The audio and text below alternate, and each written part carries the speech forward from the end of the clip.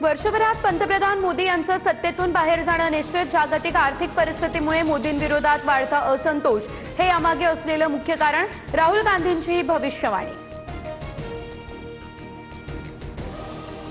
शेतकऱ्यांना डिझेल उपलब्ध करून द्या. शेतकऱ्यांच्या नावाखाली होणाऱ्या साठेबाजीवर लक्ष ठेवा. मुख्यमंत्री फडणवीसांच्या जिल्हाधिकारी विभागीय आयुक्तांना हे आदेश.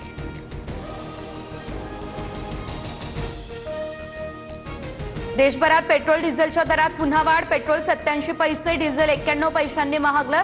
10 दिवसात तिसऱ्यांदा इंधन दरवाढीचा फटका.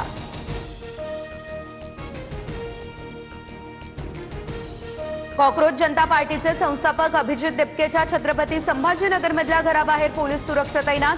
अभिजित दिपकेला सोशल मीडियावर धमकी दिल्यानंतर पोलिसांचा बंदोबस्त. घरासमोर सीसीटीव्ही कॅमेरे लावले.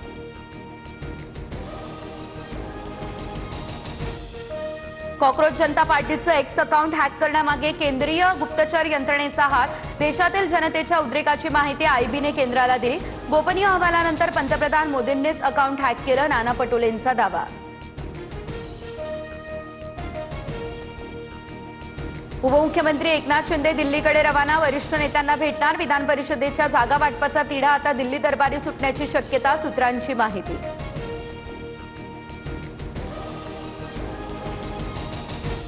कोकण विधान परिषदेची जागा राष्ट्रवादीला सुटण्याची शक्यता. उपमुख्यमंत्री एकनाथ शिंदे सुनील तटकरे यांना जागा सोडणार, सूत्रांची माहिती.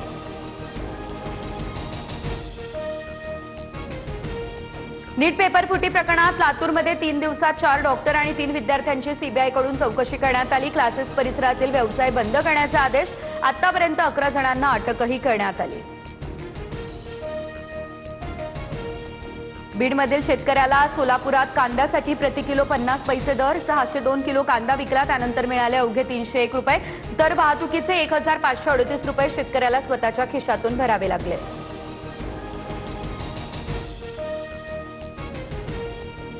राज्यभरात वादळी वाऱ्यासह पावसाला सुरुवात. हिंगोली, परभणी, अहिल्यानगर, येवला, धाराशिव, पुणे, साताऱ्याला मान्सूनपूर्व पावसानं झोडपलं. अनेक ठिकाणी घरं आणि दुकानांचं मोठं नुकसान.